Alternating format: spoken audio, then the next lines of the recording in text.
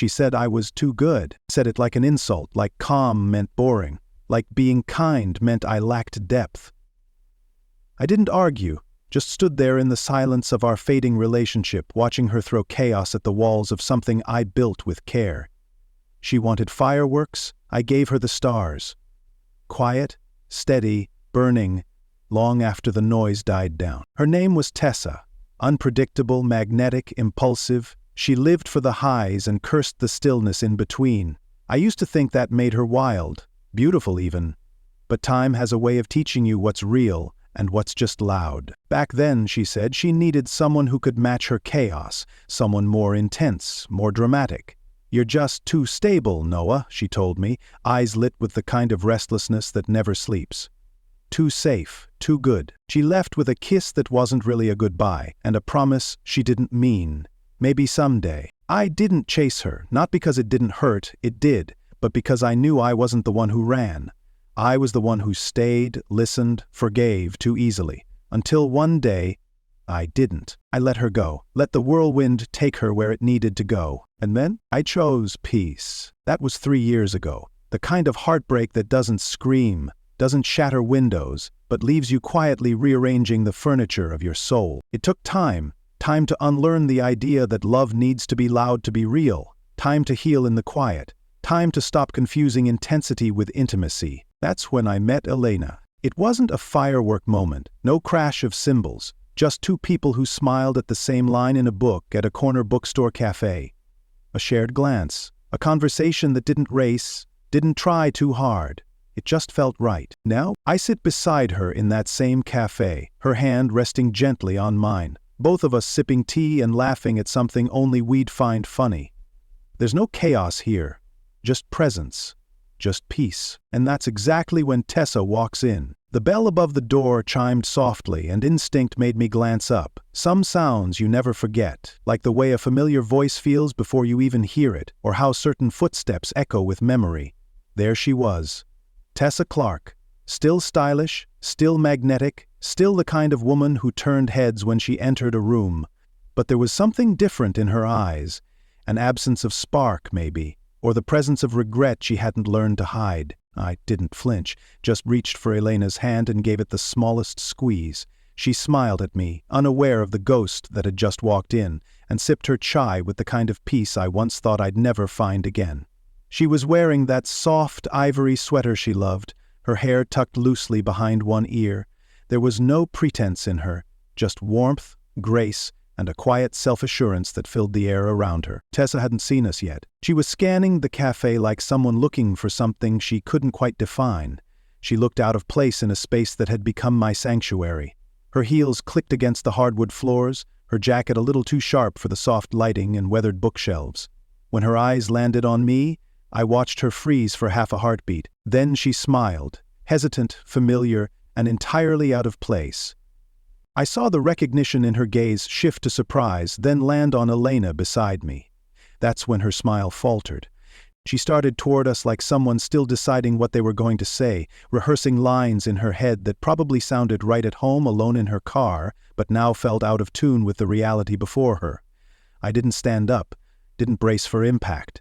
I didn't need to. She stopped just in front of our table, hands clasped in front of her like a peace offering she hadn't earned. "No," she said, breathy, like saying my name tasted bitter-sweet. I looked at her, then turned slightly toward Elena and said with that quiet certainty I'd come to claim, "Tessa, this is Elena." Elena looked up, warm and open, offering a polite smile. Tessa blinked, trying to find her place in a story she no longer belonged to. "It's good to see you," she said, but the words rang hollow, like a question she wasn't sure she wanted answered. I nodded, calm. "It's been a while." She looked at Elena again, this time more carefully, the kind of look someone gives when they realize the chapter they skipped ahead to isn't the one they expected. "Can we talk?" she asked, her voice low. I didn't get up, just rested my arm gently along the back of Elena's chair and gave her my full attention as I answered. "Sure," I said with a smile, "but first, you should know. She's everything you weren't ready for." The silence between us was immediate and full. Tessa opened her mouth as if to respond, but nothing came out. There was no anger in my voice, no resentment, just clarity. That alone seemed to shake her more than if I'd yelled. She nodded slowly, absorbing it, her confidence unraveling with each second of silence. For once she had nothing to say. Tessa took a breath, stepped back and turned away, each movement slower than the last, like her body was trying to resist the finality she felt in mine. She walked out the door the same way she once walked out of my life, only this time, I didn't wonder if she'd come back, because this time I didn't care if she did. After Tessa left, the world didn't stop spinning, but it did feel quieter, as if even the universe needed a moment to catch its breath. At first I mistook the silence for peace. Then I realized it was grief, not the dramatic kind you see in movies. No broken plates, no screaming matches, just the kind that settles in your chest and makes everything feel a little heavier. The kind that rewrites your mornings and makes coffee taste different. The kind that makes you second-guess yourself when no one else is around. I went through the motions. Work, gym, sleep, repeat. I deleted her number, then memorized the pattern it used to make on my phone. Some nights I almost dialed it by muscle memory. But I didn't, because deep down, I knew what she'd taken with her when she left wasn't just the relationship. It was the part of me that thought I had to earn love by fixing broken people. I used to see her chaos as something I could calm. I thought if I loved her hard enough, if I stayed steady long enough, she'd choose peace over adrenaline. But love doesn't work that way. You can't outlove someone's need for drama. You can only offer what you have, and accept that it's not always what they're looking for. So I stopped trying to be the answer to someone else's storm. Instead, I started becoming my own shelter. I read more, ran more. I joined a Saturday morning book club at a local cafe, not because I was trying to meet anyone, but because I needed something that had nothing to do with her. I found comfort in small routines, clean countertops, quiet jazz, walks that had no destination. I learned to enjoy my own company, and in doing so, I started to rebuild the parts of me I had neglected for years. That's when I met Elena. She was reaching for the same book I was. Something poetic about that, I guess. She smiled and said, "You can have it." And I replied, "Let's share it." We laughed, then talked, then kept talking. There was no game, no tug of war, just ease. With Elena, everything felt like exhaling. I didn't have to prove anything, didn't have to shrink or stretch to make the relationship work. She didn't run from calm, she met it with grace. Where Tessa saw stillness as a lack, Elena saw it as presence, and maybe that's the difference. Tessa needed sparks. Elena saw the fire burning steady beneath my surface. So while Tessa chased after things that flickered and burned out, I built something that lasted. With a woman who didn't mistake peace for boredom, who never once asked me to be anything but myself. When Tessa walked out of Noah's life, she told herself it was the right decision. She framed it as bravery, choosing passion over predictability, fire over quiet. She convinced herself that peace was suffocating, that she needed to feel alive, even if it meant setting things on fire just to watch them burn. And for a while it worked. The man she left Noah for was everything she claimed to want. Spontaneous, bold, reckless in the ways that made her feel like she was in a movie. Late-night drives with no destination. Arguments that felt like foreplay. Makeups that felt like addiction. He kissed her like she was dangerous, and she mistook that for meaning.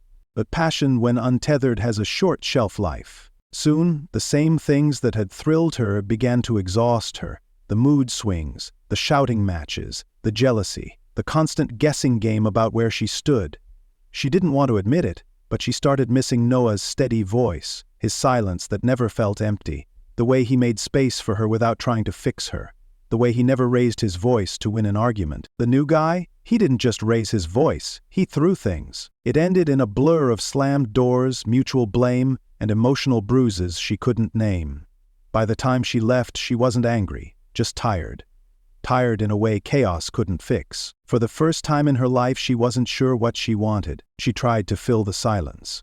Nights out with friends, random flings that never made it past brunch, inspirational quotes on her Instagram stories. She even convinced herself she was healing. But healing doesn't happen when you're still chasing the thing that hurt you. Healing happens when you stop running from yourself. Then one night, scrolling through her feed, she saw him. Noah, sitting in a cafe laughing with someone new. He looked lighter. Not flashy happy, not performative, just grounded. His arm was around her shoulder, his eyes crinkled in that familiar way that used to make Tessa feel safe.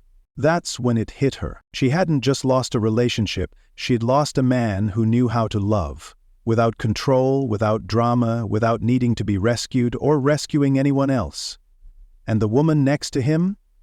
She didn't look like a placeholder. She looked like home. Tessa told herself she just wanted closure, just wanted to talk. But the truth was simpler and more painful. She wanted to be seen by him again, to be reminded that she hadn't messed everything up beyond repair. So she showed up, not with a plan, not with clarity, just with the faint hope that maybe, just maybe, the door she'd closed could be cracked open again. But when she walked into that cafe and saw him look up, not with longing but with peace, she knew the story had moved on, and she was no longer part of the ending. The door closed behind Tessa with the softest click. She didn't look back, not because she didn't want to, but because she couldn't bear to. Noah watched her go, not out of bitterness, but out of reverence, for what it meant to truly let someone walk away. He didn't feel triumphant. There was no surge of revenge, no internal applause, just a deep, almost sacred stillness in his chest, the kind of quiet that doesn't demand an audience. Across from him, Elena stirred her tea and tilted her head ever so slightly, curiosity touching her features. Was that her, she asked, her voice gentle, not prying, not accusing, just present. Noah looked at the door for a moment longer, then turned fully back to Elena. He smiled. Not the tight, polite kind people use when they're hiding something, but a smile rooted in certainty. It doesn't matter anymore. And it didn't, because closure, he'd learned, isn't something you ask for. It's something you give yourself when you stop waiting for apologies that were never coming. When you stop looking to be chosen by someone who never saw your worth clearly enough the first time. When you realize that peace isn't something you have to earn, it's something you're allowed to keep. The rest of the afternoon unfolded like any other. The tea cooled between soft laughter and slow conversation. Elena leaned into him like she always did, not to be held up but to share warmth. She didn't ask for the full story. She didn't need it. Some people chase history. Elena built with the present. Noah caught his own reflection in the cafe's window. He looked older, sure. Wiser, definitely. But more than anything, he looked calm. The kind of calm people mistake for weakness, until they realize it takes strength to hold steady in a world that glorifies the storm. He thought briefly of who he had been, the man who bent to accommodate chaos, who mistook being needed for being loved. That man had been worthy, even when he didn't believe it. He just needed time to remember. Tessa's return didn't crack open old wounds. It confirmed how deeply he had healed. She had come looking for something familiar, a version of him who would have dropped everything just to hear her say maybe. But that man no longer lived here. In his place was someone who no longer waited at closed doors. When the check came, Elena reached for her wallet and Noah gently stopped her. "I've got it," he said, his hand covering hers. She smiled again, warm and amused. "You always do," he grinned. "Some habits are worth keeping." Outside, the sun was starting to dip, spilling gold across the pavement. Noah stood, took Elena's hand and walked out of the cafe with her. Past the door Tessa had exited, past the memory of a love that couldn't hold itself together, and into a life that no longer needed proving. The best revenge, he realized, wasn't in her seeing him happy. It was in being happy and not needing her to see it at all.